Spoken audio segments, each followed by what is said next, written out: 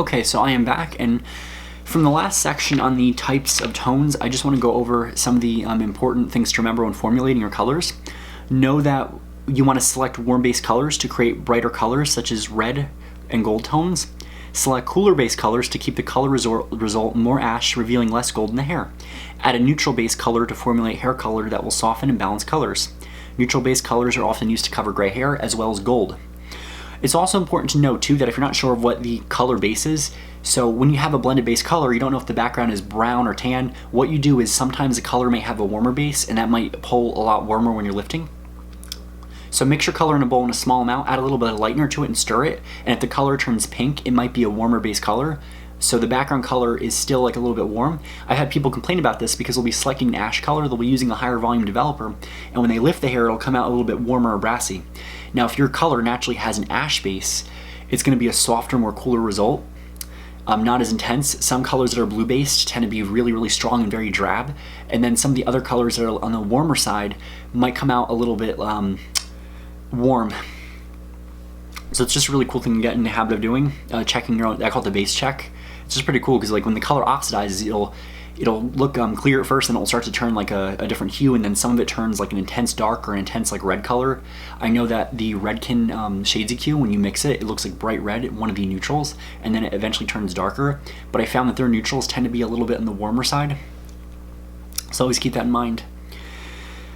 So there's different types of hair color. We have temporary, semi-permanent, demi-permanent, and permanent. So it's really cool because a lot of us get confused by this terminology, but a lot of us have used different products. So some of the table I just want to go over, and I'll repeat this again so it really sticks in.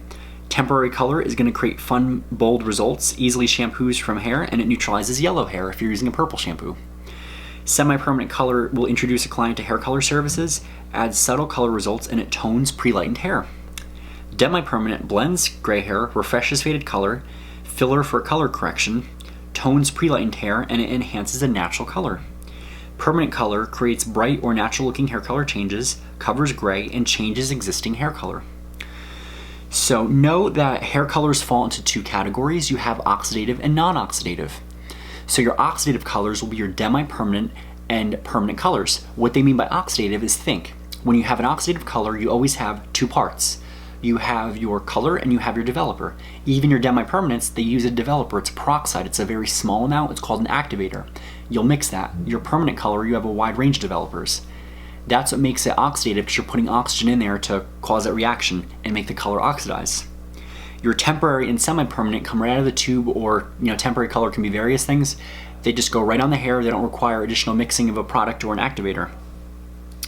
Know that lighteners, metallic hair colors, and natural colors are discussed later on. They're a whole different category of their own. So all permanent hair colors, products, and lighteners contain a developer, an oxidizing agent, and an alkaline ingredient. So the purpose of an alkalizing ingredient such as ammonia or MEA or AMP will do this following functions. They help to change the pH to raise the cuticle of the hair so the hair color can penetrate into the cortex and do its magic. Increases the penetration of dye within the hair, and trigger the lightening action of the peroxide. So when you're doing hair color with oxidative color or lighteners, your color and your peroxide are married. It's a marriage. You need them both to get the result that you want. So know that when you combine an alkalizing ingredient with a developer, the peroxide becomes alkaline and decomposes and breaks up. Lightening occurs when the alkaline peroxide breaks up and decolorizes the melanin. So it's not the alkalinity that lightens your hair, it's actually the peroxide. And a lot of people that use Sun-In, they'll know, which is a really scary product, it's peroxide spray. You're spraying this peroxide on and you do it over time and time and time, but because peroxide on its own is just very acidic, it's not gonna lift on its own well, it takes a lot of time for it to work. So what people are being told to do is this doesn't work. Well, it works, but it fries your hair. They spray the peroxide spray on and they flat iron it in because the heat opens up that cuticle, but guess what? You ruin the integrity of your hair. Also know that you need to start using products that will shut off the chemical reaction. Deox or Malibu C, they have their own version. You'll mix it and you'll put it on and it starts to foam. It shuts off the peroxide residues. Peroxide is active, I think it's up to 48 or 72 hours after the service. I'm pretty sure it's like on the closer to the 3-day mark. It stays active on the hair, so if you've ever gotten your hair colored and it itches after, that's the peroxide residues on your scalp itching. Peroxide is a very caustic chemical. If you ever spilled a higher volume developer on you, you'll get what we call the bleach burn. And in order to cure that, soak your fingers in, what is it? If you have any kind of protein treatment, that helps. I've done Redken Extreme if you're at Innovate, and that helps to heal the skin. So, temporary hair colors. These are going to be ideal for someone who wants to neutralize yellow or hair or unwanted tones. Temporary color is a non-permanent color whose large pigment molecules prevent the penetration to the cuticle layer. So they don't penetrate the cuticle. What they do is they just kind of sit on top of the cuticle layer.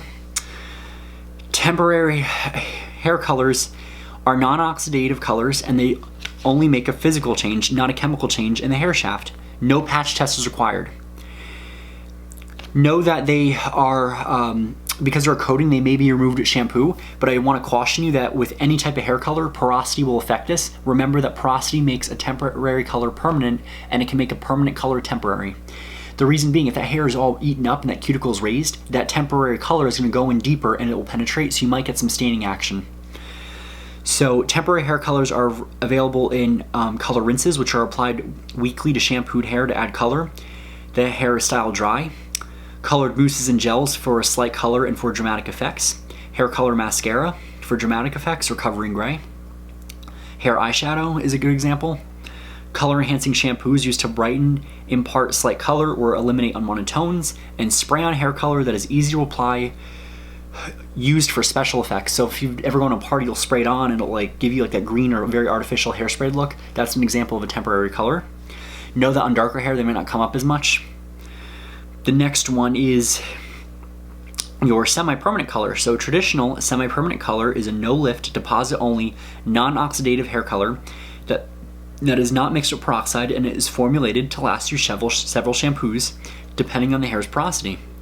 The pigment molecules are small enough to partially penetrate the hair shaft and stain the cuticle layer, but they are small enough to diffuse out of the hair during shampooing, thus fading with each shampoo. Traditional semi-permanent hair color only lasts 4 to 6 weeks depending on how frequent the hair is shampooed. It's a non-oxidative hair color. It is not mixed with peroxide, and it deposits color only. It does not lighten the hair, so it does not require maintenance of new growth. It is considered gentler than permanent hair color. It contains some of the same dyes required to patch test, because semi-permanent color, if you think about this, some of the colors that are used in it, we call them direct dyes, so semi-permanent is a direct dye. Those same direct dyes may be used in demi or permanent colors, and the same dyes might cause an allergic reaction. So with temporary color, you don't need to do a patch test. For semi, demi, and permanent hair color, you always have to patch test. And you do it for 24 to 48 hours. Some brands are now saying do it 3 days, so in case a reaction is delayed, you're able to catch it before you put it on their head. Demi-permanent hair color is also known as, before we go into that, sorry about that. With your semi-permanent hair color, one of my favorite ones, if you really want a good blonde toner, is Manic Panic's Virgin Snow. It creates such a good result on blonde hair that you've never seen.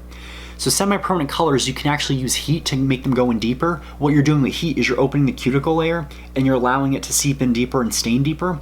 But also know that the hair is very porous. It'll wash out just like that. And with semi-permanent color, it's really good to test out different color theories and make your own shade. You can take your own semi-permanent colors or your vivids that are direct dyes, and you can mix them to make a brown, a black, or almost like a blonde shade. So there's so many ways to custom color it. So that is your semi-permanent color. Now your demi-permanent color, this is what causes a lot of confusion. A lot of people call them toners. These are no-lift, deposit-only color, and it's formulated to deposit but not lighten the color. I want to give you a word of caution on demi-permanent color. Some brands it is possible to achieve some lift with a demi color because you're using a higher level of peroxide. So I know when we use Redken, we're using Redken Shades EQ Cover Plus. It's demi-permanent color, but it's more alkaline. It's an alkaline. All demi-permanent is alkaline, but it's a little bit less alkaline. There's a spectrum. If you go to more alkaline, use a stronger peroxide, you'll achieve about 1 to 1.5 levels of lift. So always be careful on that. Also know that with demi-permanent color, people say, well, it's damage-free and this and that, and I always would caution you, anything can damage hair, even shampoo and conditioner. Demi-permanent is alkaline, deposit-only color, but it's less alkaline than hair color. So always be careful when you're making claims like that, because if you don't do things right, you can cause the hair to become a little brittle. Always condition. Know that with demi-permanent color, they deposit without lift because they're usually less alkaline and they're mixed with a low volume developer. Decolorization requires a high pH and a high concentration in peroxide. Many demi-permanent colors use alkaline agents other than ammonia. Typically it's MEA or AMP. I've tried both and I love the AMP version, like Chromastics Color. It's incredible. Research that. They love to help students out. Shout out to you, Peter Ciotti and Tom Dispenza. You guys are amazing. They run the company and they're incredible. Like they're great educators. They love to teach. They love to help students. So the alkalizing agent is just going to lift the cuticle up. But the AMP, it's structurally better on the hair. Make sure you check out Tom Dispenza and David Velasco's Hair Color University online. They have videos on that. It's such an incredible thing. Because when you learn the science about why MEA is not always good compared to AMP, it's mind-boggling. So know that because there is alkalinity, these products are not necessarily any less damaging because of the type of alkalizing agent or oxidizer that is used. If they are milder, it's because the concentration of the active ingredients is lower. A hair color glaze is a common way to describe a hair color service that adds shine and color to the hair. The word glaze is a cosmetic word. That's not what it does. You cannot shine hair with color chemicals. You want to shine hair, you condition the hair, you put a silicone product, seal that cuticle down, make it look like glass, and it will reflect light better. So demi-permanent colors are going to be used to introduce clients to a color service because you can kind of change the tone without lightening. So if they want to see what they look like as a redhead, you can tone them at the level they are or go darker. But it might not work if they're too dark because you're not able to get some of the other tones. You can blend in cover gray, refresh faded permanent color in the mid-shaft and ends, and make color corrections and restore natural hair color. So know that when you're blending gray, some demi-permanent colors you can cover gray, but with some, if you process the max time of 45 minutes, you will blend more gray, and what that means is kind of blended in there. If you're doing a men's color, you're going to want to do a pure, just neutral or neutral ash, which is like on the darker side, comb it through. Demi-permanent colors fade on tone. What that means is that it's not gonna, when it fades, it's not gonna immediately wash out to a scary color like a permanent color might. It'll fade to a lighter brown and lighter and lighter and lighter until it is washed out. Some demi colors might be very strong and they might have a stronger staining action. So if you are prepping someone's hair and they've had a demi color, use a color remover first, have them come back in a day or two, and then do your lightening service. You also wanna know that with demi-permanent color, every brand is going to be different. I don't recommend using heat with them. Some people say use heat. I say no because there is that small amount of peroxide and you might unintentionally lighten the hair. There was a false consensus where people were telling them, oh, color the hair a beautiful red color with permanent color, then put demi clear over it and that seals it in there.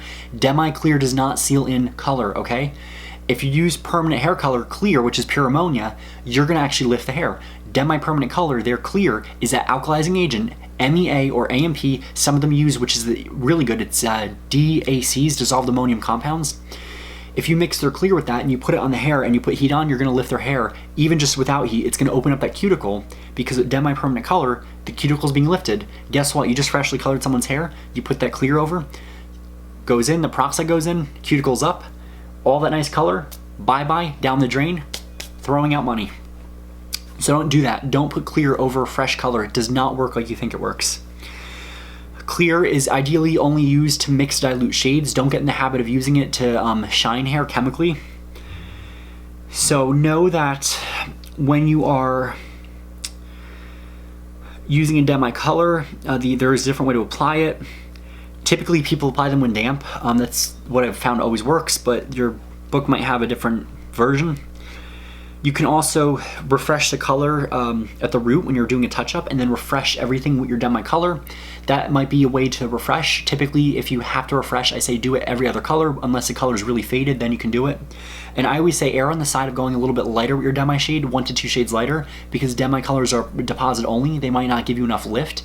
So sometimes having that little bit of an extra lighter level gives you some wiggle room in case it turns out too dark, because you don't want to have a client with hot roots and then the rest of the hair just doesn't match.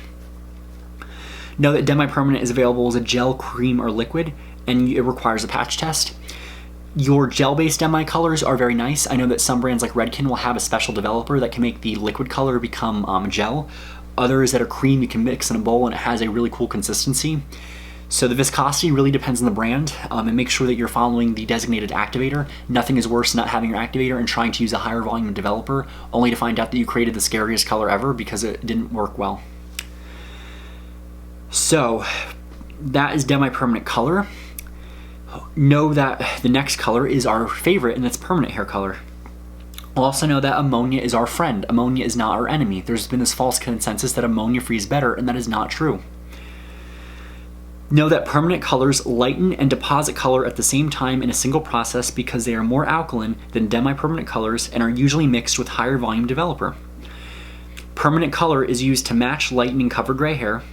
Permanent hair color products require a patch test 24 to 48 hours before application.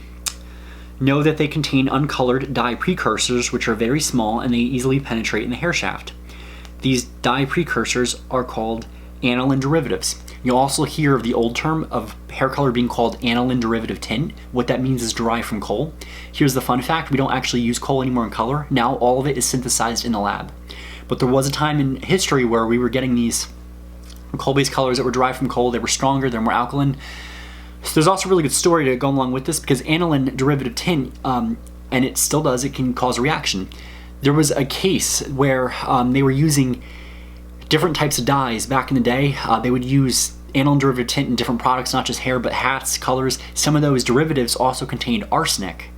Now, our hair colors do not contain arsenic, but back in the day, Paris green, that was an arsenic green-based color. Here's the power of this. There was these women that were buying all these fancy coats and hats and wearing them. After a while, they noticed that some of these women were dying. They were getting very sick. Guess what? If you think it's fake, it's actually true. That Paris green dye, that arsenic dye, these women were wearing these coats and these hats that had it. It would leach into the skin and you get metal poisoning or arsenic poisoning.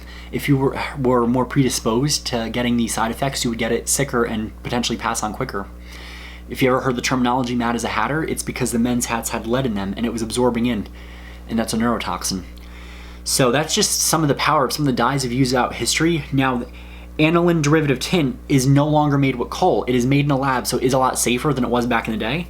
But also know that there is still the ability for color to cause a reaction. Also know that you are not allergic to the ammonia, it's the PPD, and that's only used for certain shades. So, aniline derivatives contain small uncolored dyes that combine with hydrogen peroxide to form larger, permanent dye molecules within the cortex. These molecules become trapped and they cannot easily be shampooed out. Also know that permanent hair color does not mean that your hair color is permanent. All it means is that the lightener will permanently change the color of your hair because it makes it lighter. For example, your reds will still fade the quickest, your browns will still turn brassy if you don't take care of them, so there always is a maintenance. I'm going to break here because I know we're getting into a lot of complex information. I'm going to come back, we're going to finish up permanent colors, and I'll talk about natural dyes. So take your 5-minute break.